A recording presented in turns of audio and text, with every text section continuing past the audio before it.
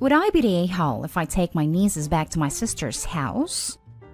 My 24 female sister 28 has 2 kids, 6 female, 4 female, and asked me if I could babysit them for the weekend, starting today, 3 days ago. I told her I couldn't. I was exhausted from work, and I really just wanted the time to myself and my boyfriend this weekend. She was mad, but I figured she'd get over it. Yesterday, she called me again to ask if I could babysit, and I told her that I could next weekend, and then she went on to explain that she wanted time to herself. I told her to ask our parents because they were tired and likely want to see them, but for whatever reason, she didn't want to. I said no again, that I was sorry, but I was able to do it next weekend. Today, I wake up to banging on my door, the doorbell ringing a few times, so I go see what the hell the problem is. It is my nieces, with backpacks just standing there. They're not particularly close to me because of the pandemic, so they look more confused than anything. I'm tired as hell. I feel like I'm in no shape to watch children for 3 days, let alone children that can barely do anything on their own. Not to mention my apartment isn't child-proofed. The kids are eating a snack right now, and I feel beyond disrespected that my sister dropped her kids off at my place with no warning, completely ignored me telling her that I was tired. Furthermore, she was gone by the time I answered the door, and I'm mad that she left literal babies by themselves on my doorstep. I could have not been home. Then what? The complex I live in is across from a little strip mall within walking distance, so my car could be in the lot. But that doesn't mean I'm home. Would I be the a-hole if I drove them back to her house? I just feel like I'm not mentally prepared enough this week. Now for the top comments before reading the little update. Group text to her and your parents saying, I'm calling CPS if the kids are not picked up within the next 45 minutes. This is the best solution. Your sister abandoned her children. What if she dropped them off when you weren't home? It's the same thing. Exactly. I'm 20, and my mom will still wait for me to go in the door if she drops me off anywhere, just to make sure I'm safe. Not the a-hole. There was something seriously wrong with Opie's sister. What if Opie had decided to go out or even away for the weekend? Then there are 2 small children on their own with no idea what's going on and no way to look after themselves. Calling CPS is 100% in the realm of possibilities. Not the a-hole. However, I won't drive them back. I will call her and tell her to get herself back and pick up her kids. And if she's not here in an hour, you're calling the police. Also not going to babysit them next weekend or ever since she's so disrespectful. This, exactly. She abandoned her kids at your door? She didn't even know for sure you were home. Yeah, she has 1 hour to get them or the police are coming for them. And I would never babysit those kids as a favor for her ever. And now for the little update. I made a group chat with my parents and my sister, and made a recap of the situation for my parents. I said that if she wasn't coming in the next 45 minutes, I'd be calling CPS. My sister was frantically begging me not to. But like I said, and many of y'all said, she left literal babies on my doorstep without even knowing if I was home or not. Then she goes on about how she needed a break, and that she was desperate. At this point the chat turned into a video chat, and I felt like I could hear the distress in her voice. So I do believe she's having some mental problems at the moment. She said she was coming to pick them up, and my parents interjected that they'd be happy to take the girls. My parents also suggested that the girls live with them for a while if my sister was actually in distress. I agree with that, and also said I'd help my sister find a counselor. So now I'm gathering the girls' stuff, giving them some orange slices, and we're on our way to my parents' house right now. Thank y'all for the suggestions. Now for the next story. Am I the a-hole for kicking my sister and her husband out upon discovering that she was making my niece hide used pads in my daughter's closet? My sister and her husband, daughter 14, my niece, and stepson 17, moved in with us a month ago. My husband and I have a 16-year-old daughter, and we live in a 4-bedroom house. My niece shares a room with my daughter while my step-nephew has a room. My daughter didn't mind sharing because she loves her cousin. They have a ton of stuff in common. It all started after my niece had her period days ago. My daughter was complaining about bad smell coming from her cousin's side of closet. She came to me to help her address this issue since she said she suspected her cousin hiding something with strong smell inside, but said she'd never snoop in her cousin's side of closet even if it originally belongs to her. I decided to look inside my niece's side of closet myself, after my sister brushed it off and didn't let me search. At the very bottom, I found a garbage bag with used pads inside. I'm not sure how many, but I was in shock and dismay. I was absolutely disgusted and very, very confused. I immediately brought this up to my sister. My sister's initial reaction was to yell that I had no permission to snoop through her teenage daughter's belongings. I reminded her the entire closet is my daughter's and told her to stop stalling and explain the deal with those used pads being stored inside a closet.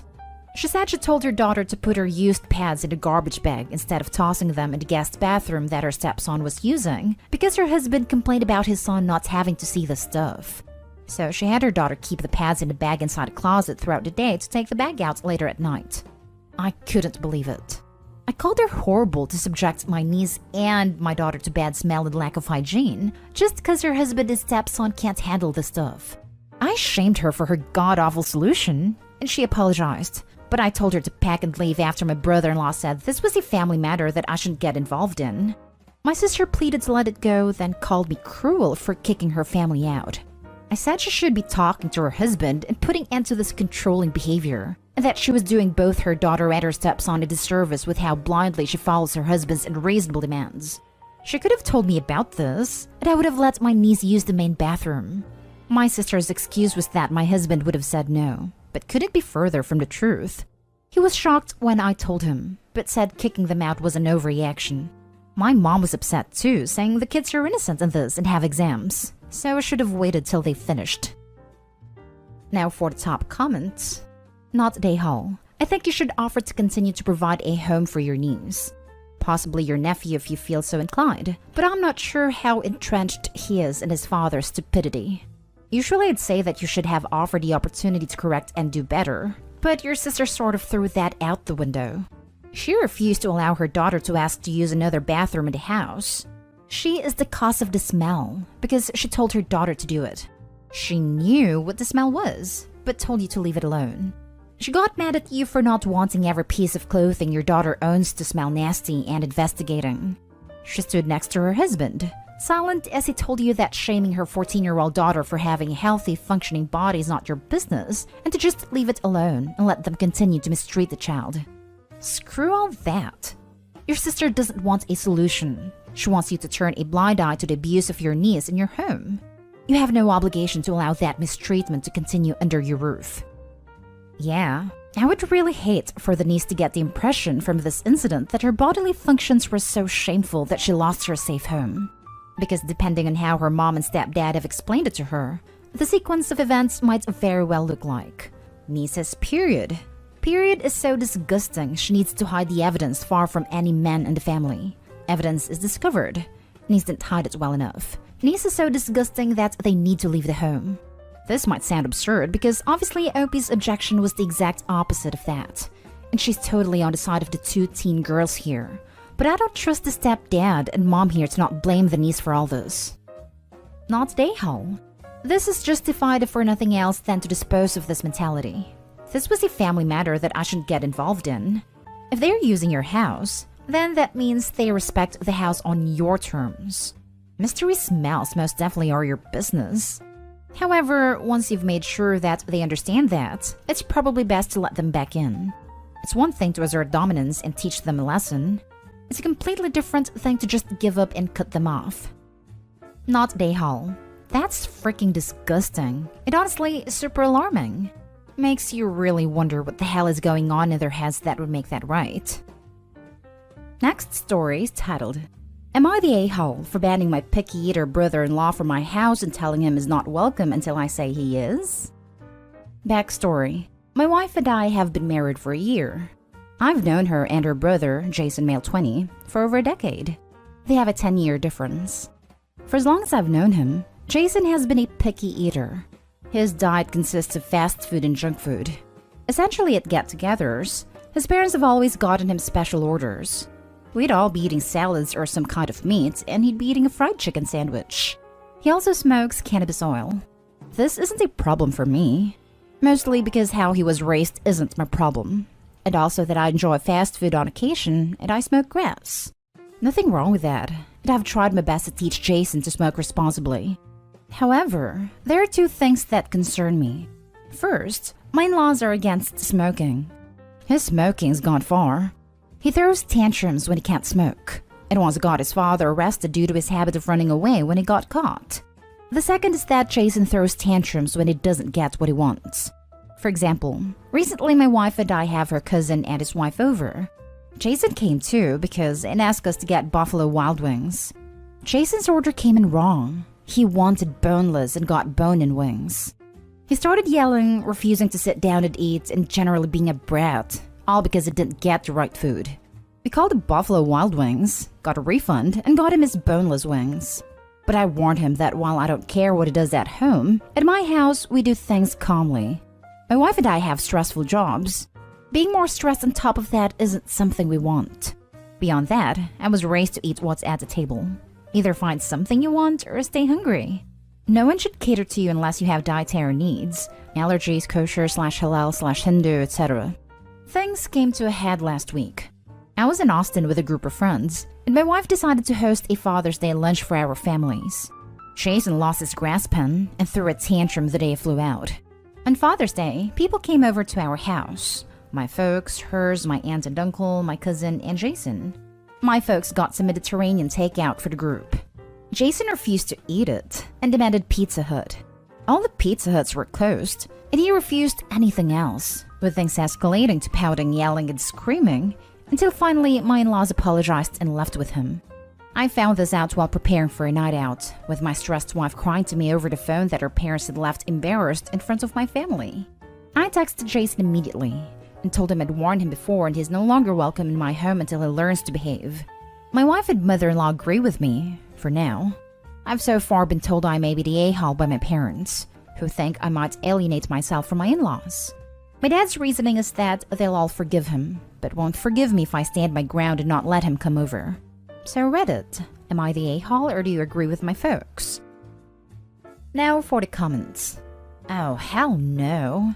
I was fully prepared to say you're the a-hole, but your title is wrong. You're not banning him from being a picky eater. You're banning him because he acts like a 2-year-old. Not an a-hole. This. Picky eater has nothing to do with it. What he chooses to eat would be a terrible reason to ban him by itself. His behavior is unacceptable though, and you are not at all obligated to deal with it in your own home. Not an a-hole. Yeah, this isn't about being a picky eater. It's about behaving like a toddler. He's old enough that he can pick up food for himself if he's heading to Opie's house. I only suggest this because they're family, and casual enough it can be seen as a solution, not an issue. I wouldn't suggest taking your own junk food just anywhere, but in this situation, if he wants it that badly, he can provide it. Not an a-hole. The problem isn't that he's a picky eater, it's that he's an a-hole. He is far too old to be acting like a toddler. I wouldn't let him in my house either. My dad's reasoning is that they'll all forgive him, but won't forgive me if I stand my ground and not let him come over. So Reddit, am I the a-hole or do you agree with my folks? This begs the question of why. Why would they repeatedly forgive him but hold you to a high standard? Because they have catered to this behavior for 20 years and created this monster, while you are a seemingly functioning adult with a spouse, job, and home? I notice you don't mention brother-in-law having a job, and I'm very curious in how the heck he got his dad arrested during a tantrum.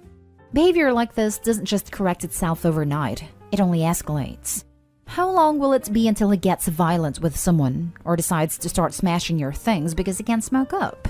What he needs are firm rules and a therapist.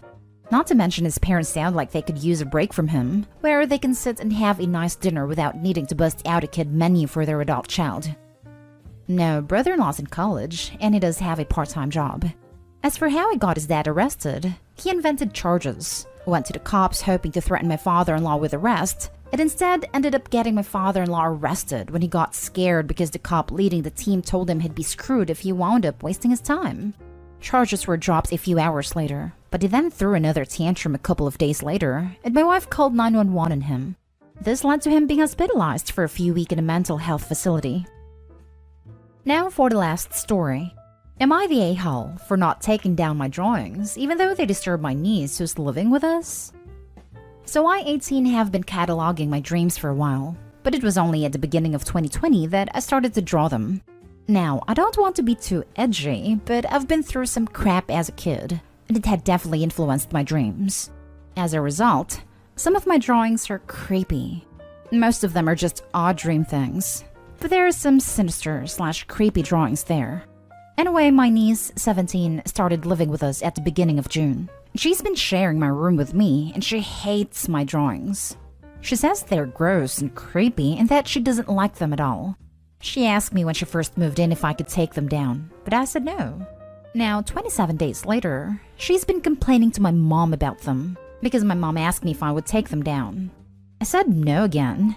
I reminded my mom that niece is simply bunking with me, and whilst she's welcome, she, niece, has no authority over what I do to my room. My mom pulled the "you're an adult" card, and whilst that's true, I turned 18 in February and would not class myself as an actual adult yet. Now niece is super upset and keeps going on and on about safe spaces and how I'm a terrible person. Am I the a-hole? Also, niece was originally meant to stay in the spare room, but she didn't like it, so asked to bunk with me. I said yes because I like her and I didn't think it would cause these issues. I also pay rent for my room. Not the a-hole because 1, you're paying rent for your room, but you still have to share it. 2, there is a spare room but niece doesn't like it. This situation is ridiculous. If you're paying rent for your room but she's in there with you, then either you should pay less or she should start paying. Also, if she doesn't like your room or what's in it, she can drag her butt to the spare room. At this point, I think it would be reasonable to insist she stay in the spare room regardless of what she wants. After reading the OP's responses, not the a-hole. She chose to bunk with you instead of in the spare room. If she doesn't like it, there is a whole empty room she could move to. Also, you pay rent. So, were you okay with this arrangement, or did your mom allow it against your wishes? That's not fair. You pay rent? Make her use the spare room. What on earth are her reasons for wanting to be in your room when she doesn't like the drawings or the wallpaper, etc.? Not the a-hole. Since you pay rent, why do you share your room? That should cut your rent in half. You might consider moving out and renting somewhere else. I'm moving out in September for uni. Niece was actually meant to be in the spare room, but she didn't like it, so asked to bunk with me. I said yes, thinking it wouldn't cause this issue. Am I the a-hole for disowning my adoptive son since he chose his people over us? I'm 44, my husband is male 40, been married for 20 years, together for 22, and our adoptive son is male 24. He's black, and we're not. I'm only mentioning this because it's relevant to the story later. This does not take place in the US, and English is not my first language. Let me give a little bit of background to the situation. About 19 years ago, me and my husband had been driving on a highway, back from a small vacation, when along a particularly long stretch of road, absolutely no buildings around, only a ton of grass and hills as far as the eye could see, we spotted a little boy just sitting by the side of the road. Like I mentioned, there was nothing around for miles, and no cars close to where the boy was, so we decided to stop and see if everything was okay. When we got closer to the boy, let's call him Jason, fake name, it was very easy to see he was dirty and malnourished, since the only thing he had on were some diapers. He was so small it didn't look like he could be older than 3, later found out he was actually 5. We asked him why he was alone, and he told us that mommy and daddy put him here and told him to wait. There was no cell signal in the area, so we did a sensible thing and brought him back to the town to the nearest police station. To make a long story short, CPS was called. We discovered his parents were some druggies that were on the run for a felony. The only other relative Jason had was his grandmother, who was very mentally ill and couldn't take care of him, and we felt bad. He went into foster care soon after, but we felt bad for the kid and kept in touch with his caseworker. I had, still do, an extremely well-paying job at a time and could easily afford a decent lifestyle for a small family. So after a few months of discussion between ourselves, the caseworker, and some bureaucracy, we formally adopted Jason. Now onto the situation. About 3 years ago, Jason's parents were released from prison on parole. They contacted him not long after in hopes of reconnecting. Prior to that, they'd sent him a few odd letters here or there, but nothing really substantial. At first, he was hesitant to talk to them, but ended up caving and meeting them for lunch one day. I'll admit that a part of me was a bit jealous and apprehensive of what could happen, but I could see that it really was something that my son wanted to do, so for his sake I swallowed those and supported him through it. It wasn't very long, about 3 months I think, that he started to pull away from us. At first, I chalked it up to him being excited to actually talk to his bio parents after so long, talk about what had been going on in his life, spend some time with them, etc. It started to bother me when he'd cancel plans with us last minute because mom had an emergency or dad really needs me to help with him something today or whatever other excuse he could come up with. He used to come over to our house at least once a week, call every day or so, but now we were lucky if he even came by that month. Again, I thought that was just temporary, that he was just excited, and soon enough he'd start spending some time with us again. We were overjoyed when he invited us over to dinner one night. It was supposed to be a family gathering, us and his bio parents and his wife, girlfriend at a time.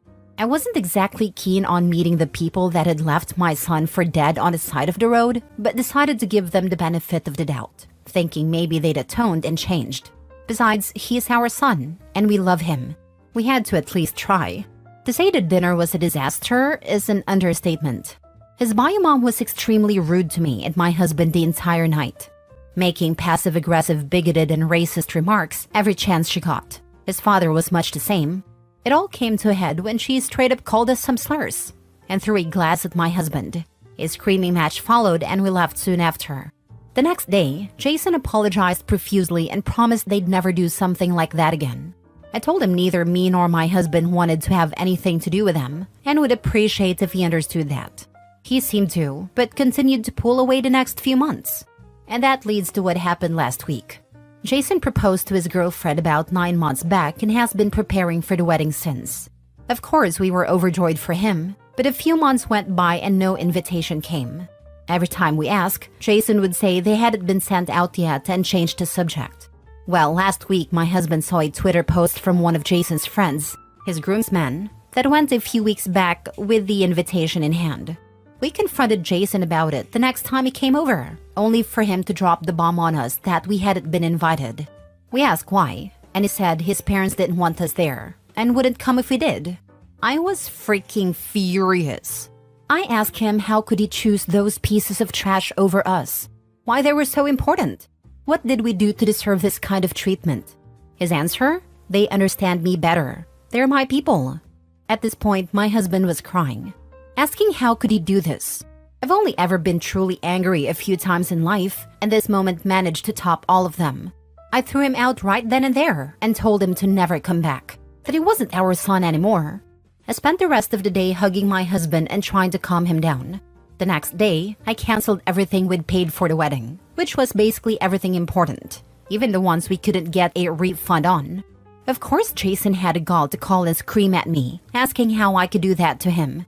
Where would he find replacements for a wedding that was supposed to happen only a few months from now? I told him I didn't care, and said, maybe you should ask those two leeches you call parents for some help. 19 freaking years of my life spent raising and loving a kid that I considered my own son, only to be treated like garbage. Giving blood, sweat, tears, so he could have a good life. All the love we could possibly give. And that's what we get as a reward?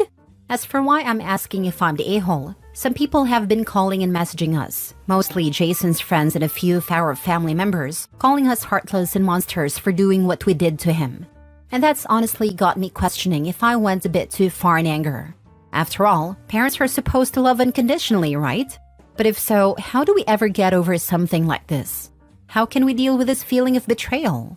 Are we justified in feeling like that? Am I the a-hole? Now for the top comments. Info. Did Jason receive therapy growing up? Did you have family therapy? When the bio parents returned, were you open with Jason about your feelings? Raising him, did you expose him to a black community and discuss the complexities of race? Yes, he did receive therapy.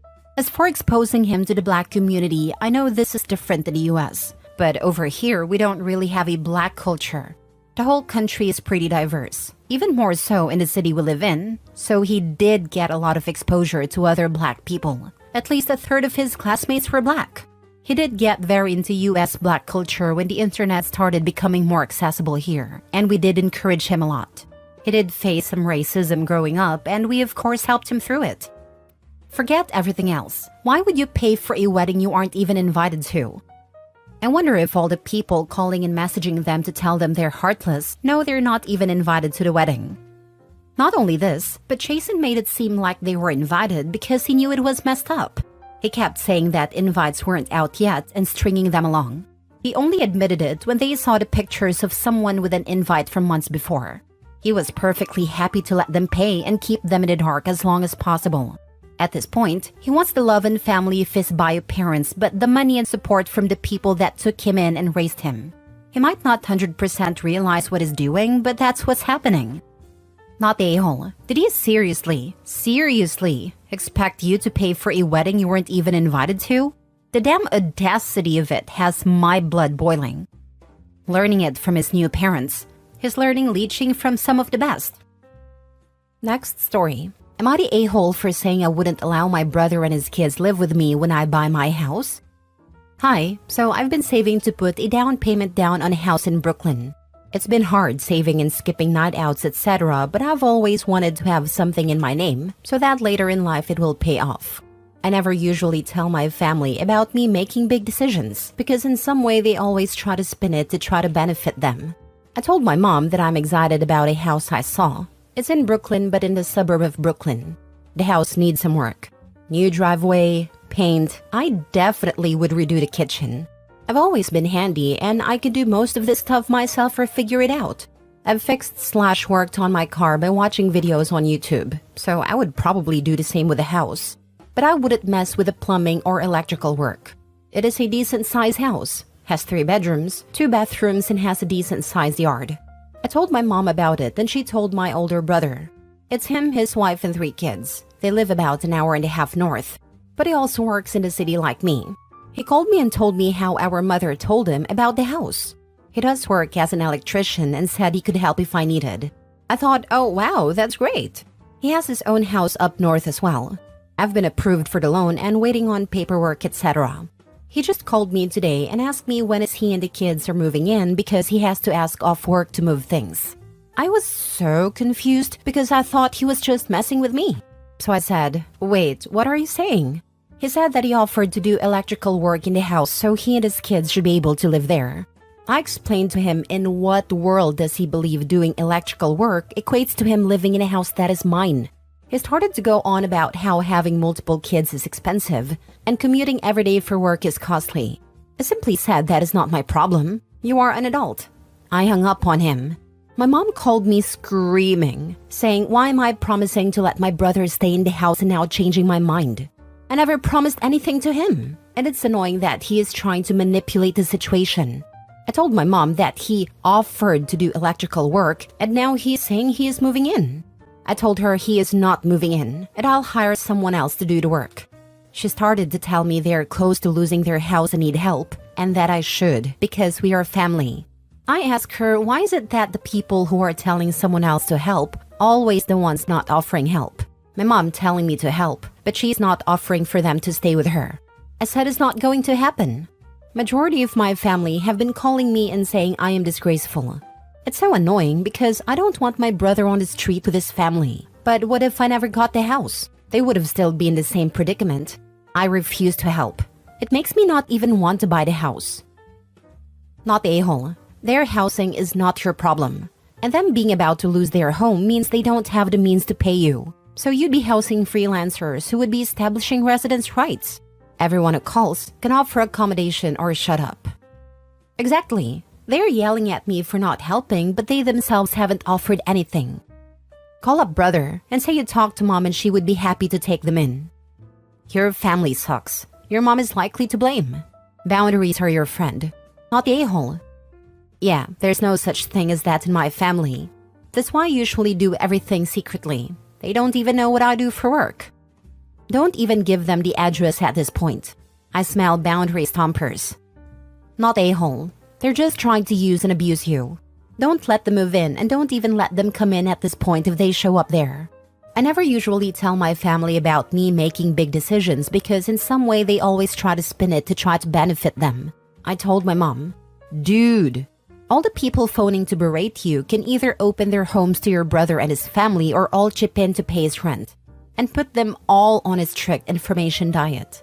Block the flying monkeys and go low contact with your mom and brother for a while. Why are you knowingly giving them so much power over you? I think even when we know we have quite toxic families and are best off being low contact, when big life events happen, there's still this desire to share it with our moms and somehow magically hope we will get a nice response. Unfortunately, we always get disappointed. OP is aware. I feel sad for you, OP. Your family sucks. But you sound clever and resourceful. Congratulations on a house and don't give family the address. Last story. Am I the a-hole for asking my aunt to not bring her kids when she comes to see us? My 16 male brother Danny, 17 male, currently is in at-home hospice care. He has metastasized bone cancer, and he's conscious but in bad shape, and understandably pretty upset with the way things has gone down. The doctors are saying 3 to 5 weeks. Our parents chose not to tell him, and he blew up at them, and there was a crap ton of screaming and crying. He's living in the living room since the stairs are a no-go, and life as we know it is finally approaching its bitter end. We've reached a part where family is starting to come and say goodbye, and my aunt is due to come with her family next week. Danny wants there to be no kids because they're stressful. He doesn't have the patience he used to have, and he gets really angry. And it's really not an environment where kids should be playing. It's not just small children, it's me too at times, but Dan apologizes and we go back to being bros. Anyway, my aunt has 3 boys under the age of 10 and she plans on bringing them all.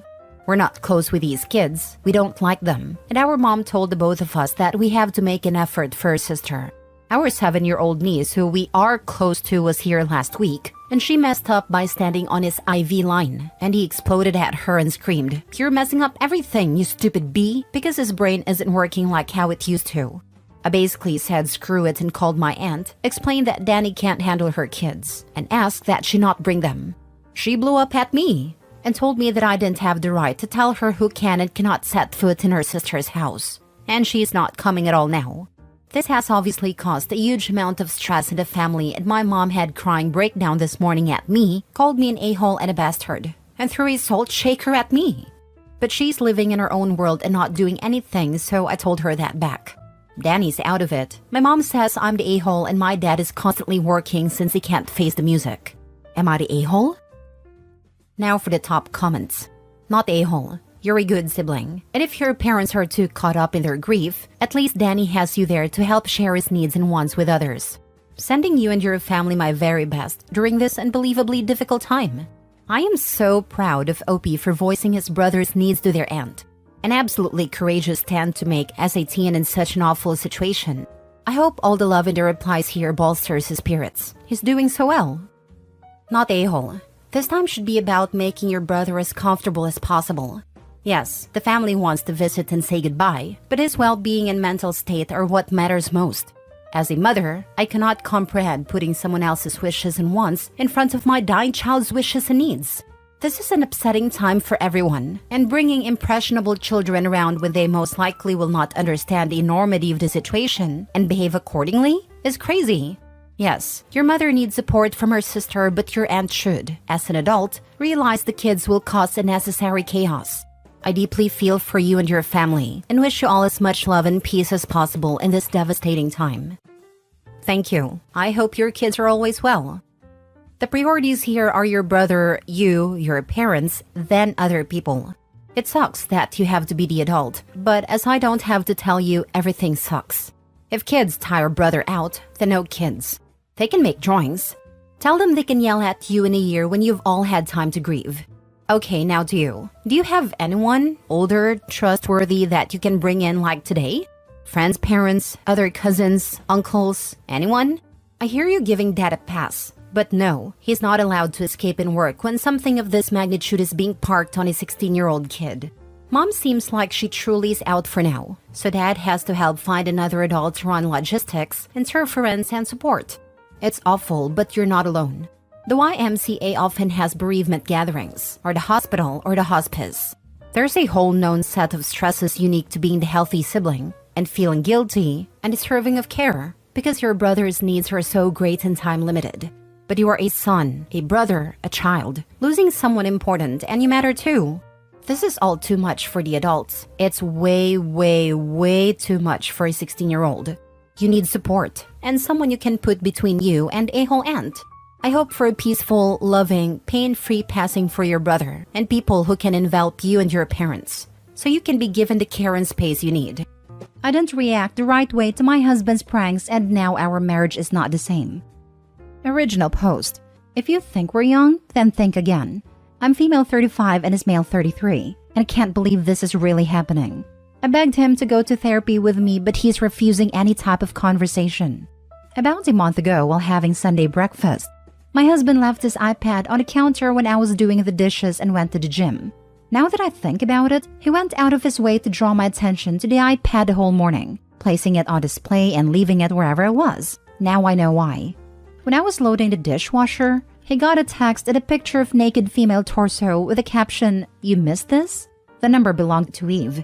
I've frozen my tracks. We've been married for 2 years and we have 2 children together, male 5 and female 3.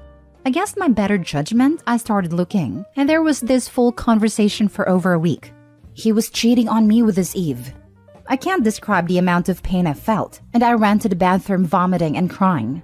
Anyway, when he got back from the gym and asked me what's wrong, I just handed him the iPad and told him that he has gotten a text from Eve and that I needed to go out for a walk if he could stay with the children. He said okay. I went for a 3-hour walk. He texted me multiple times if I was okay, and I said that I was fine, just needed a walk. I don't remember crying this much my entire life. When I got home, I told him that I knew about his affair and asked him how we're going to do this. Do what? I told him that we obviously can't stay married, but that I needed to know how we're going to do this with the least damage possible to the children.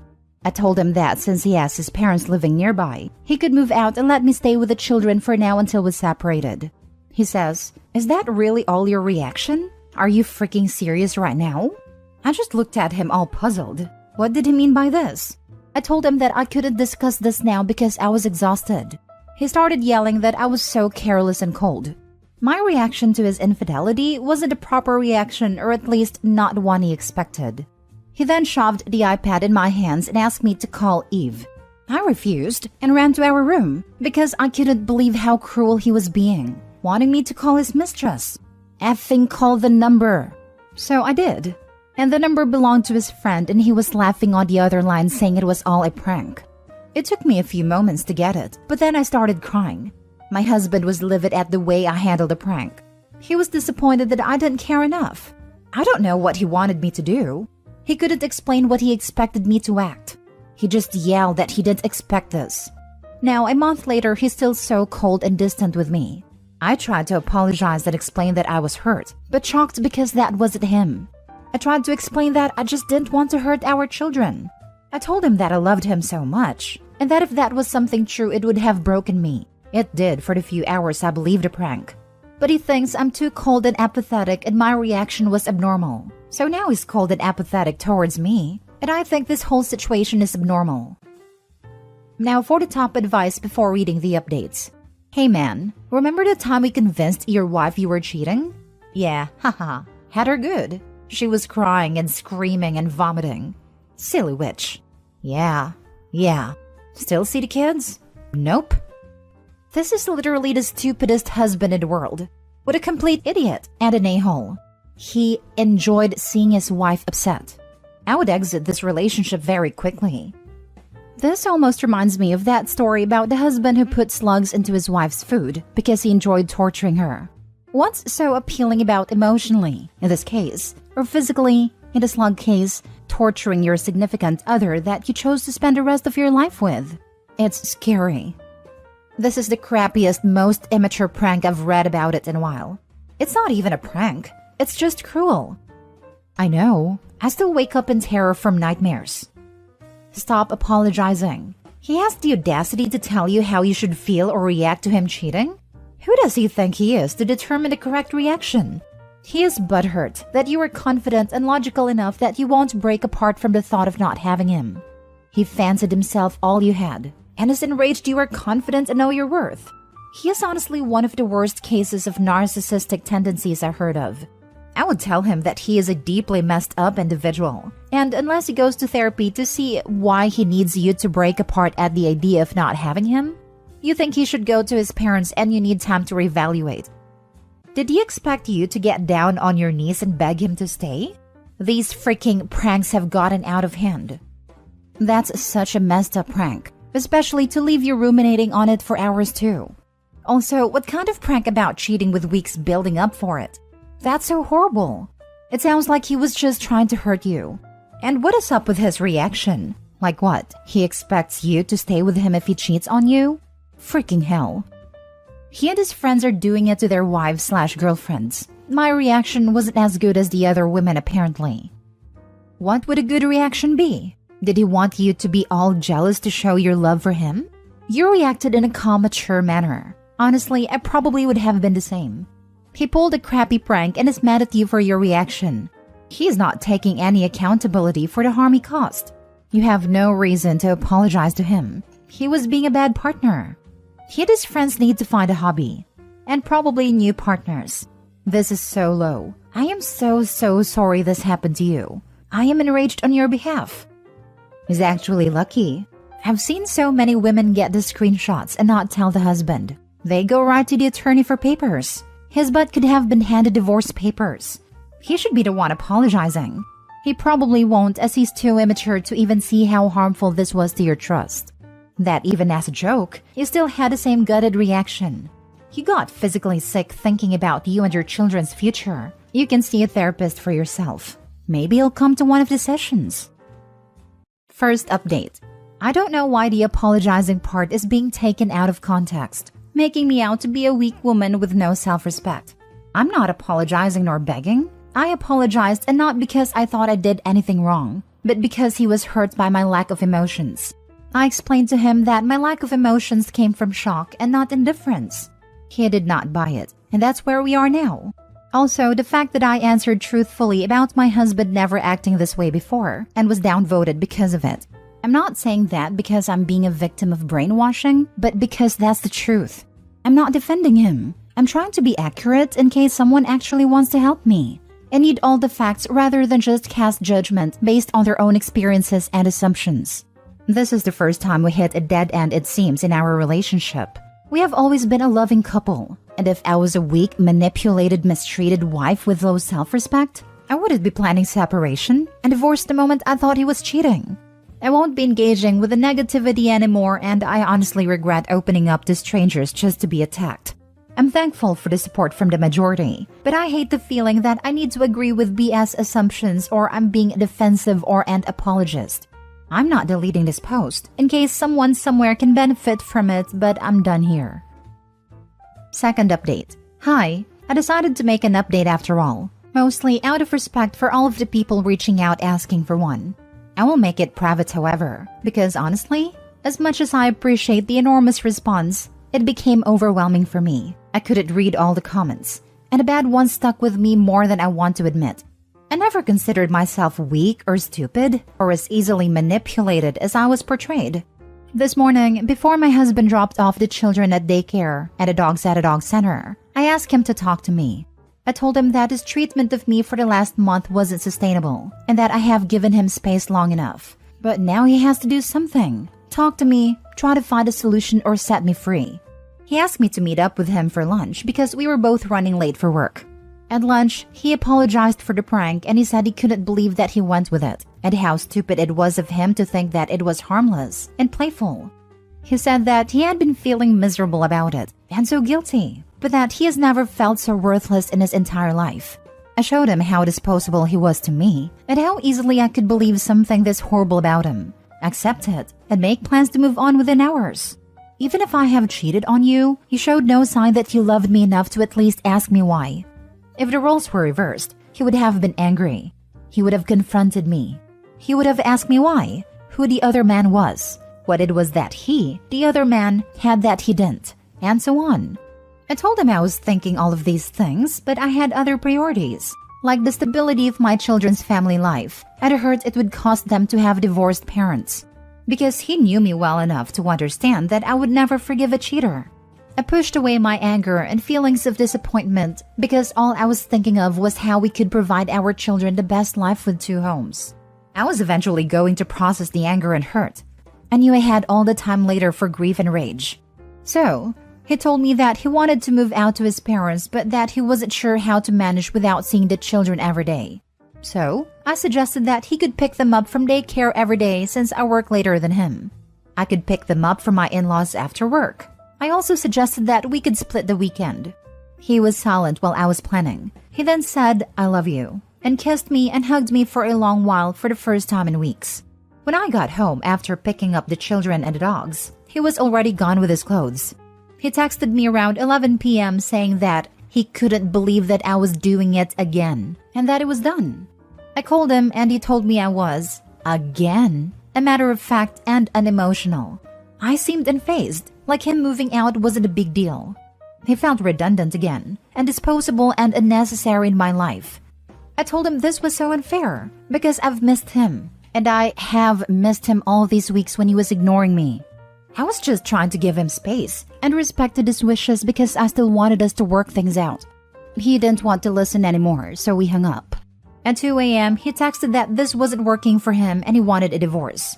I just texted back, okay. Third update. I want to thank you very much for all the support. I'm sorry for all the doubtful voices about help from strangers on Reddit. While I'm my own woman and isn't easily manipulated, I was so appreciative of the support here. I was doubting myself, brooding and all consumed in my own confused thoughts. My husband found my posts, and he said he was so ashamed of himself and the way he handled our problem, especially after reading all the comments calling him out. Now, we have a lot of work to do if we're going to make it. I'm still not 100% sure why he acted the way he did because I've always been clear about my feelings and how much I love him. I never felt that life and the children came in the way. It just made my love for him even stronger. But I'm not gonna dismiss his feelings if he really felt neglected and disposable. He hasn't moved home yet, but we have been on dates and we have been spending quality time together. Before all of this happened, we were talking about having another baby and maybe moving into a bigger house. We are waiting with this. I wasn't sure how I would tell him that I wanted to wait without it sounding like I'm cold and have given up on our future. So I tried to show more emotions this time and make it clear that I just want to wait until we're back on track. I don't cancel the plans altogether, but he was actually understanding and kind of relieved. We'll see how this goes. I love and miss him so much, and the children miss their daddy at home. Thank you again. He is obsessed with testing you and your reactions.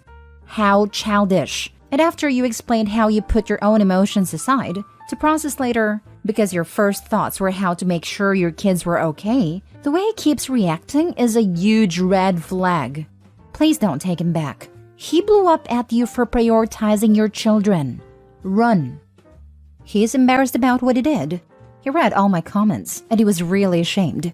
Odd, because I told him everything I wrote here, so I don't know why it's made more impact on him seeing it in writing. I've asked him whether he's jealous of our own children, and he said maybe, but that he regrets that too, because he's ashamed. This is the heart of the problem. He is insecure, so he is constantly testing you. The problem, as far as he is concerned, is that you are the emotionally mature person in the relationship. So, he tests to get an emotional reaction from you that would reassure him that you really do care about him, but you respond with logic and reason, setting emotions aside. This comes off as cold, distant, and uncaring to him. Let me guess, his family of origin is volatile with lots of spectacular fights followed by magnificent makeups. Yes to the last part. His mom is very hot-headed, but she was very understanding when I told her my version, and she gave him a scolding. His parents are very good people, and they love each other deeply. There you go. I'm sure they are good people. They've also taught your husband that a loving relationship is a volatile one. One shows one cares by fighting and getting angry and upset and then making up. You are more emotionally mature. You can hold on to your emotions, set them aside, and deal with problems with logic. To your husband, who expects anger and explosiveness from loved ones, your response appears cold and unfeeling. He flat out told you so. Counseling would help. I don't want him to move back home just yet. The time frame is when I start trusting him again. He is troubled, and I want him to get to the bottom of why he's so troubled before I let him completely back in my life. And he must understand the pain he put me through. Last story. My wife resents me because our life isn't like the social media she watches. Basically what the title reads. My wife is obsessed with TikTok and Instagram. She follows these influencers who appear to have crazy lives where they travel the world and have huge closets full of clothes, and everything seems so perfect. I see my wife just staring at their posts looking depressed, and I've begged her to just take a break from it, and she won't. Now, my wife and I aren't rich by any means, but we are definitely comfortable. We both drive nice paid-off vehicles, have zero debt, have a roof over our head, renting, and have a pretty fat nest egg in the bank, as well as a nice Roth. We never go without, and she is able to shop constantly and has all she needs, but it's never enough. We have been married for a little over 4 years, and we have traveled to many different states that neither of us have been to, and have always thought they were fun vacations. Well, cut to last week. She randomly goes, "I want you to take me to Paris." And I said, "Maybe one day. The world is kind of crazy right now, and I wouldn't mind waiting." And she replies, "My broke friend from work is getting to go to Europe. Yet you refuse to take me on any fun trips. I knew I should have traveled before marrying you." And then tells me of all the influencers who she watches that get to travel for a living, while we have a boring life. I'm not sure why, but this broke my heart. I try so hard for her, and plan weekend getaways and vacations, and surprise her with nice gifts, and she acts like she regrets marrying me. I'm only 25 and she's 23, and we have the rest of our lives ahead of us. I don't know what to do, but I'm tired of never feeling like I'm enough. I've told her how I feel, and she told me that I need to man up and quit complaining, and that I'm a sensitive child. I love her, but fear that divorce will be my only option. I can't live like this forever. Now for the top advice. I love her, but fear that divorce will be my only option. I can't live like this forever. You may be right. I find myself wondering how old she is, and how she's so susceptible to influence like this. She's 23, I'm 25. Lol, there's your answer. You guys are very young, and it's completely normal to have wanderlust at that age, and feel somewhat caged by the lifestyle you have. However, I agree social media is very toxic in regards to this. How about you guys do a few backpacking trips together in Europe or South America? You don't need to be staying at Ritz in Paris, but you guys can stay at cheap hostels/hotels and have some interesting adventures that it sounds like you can afford.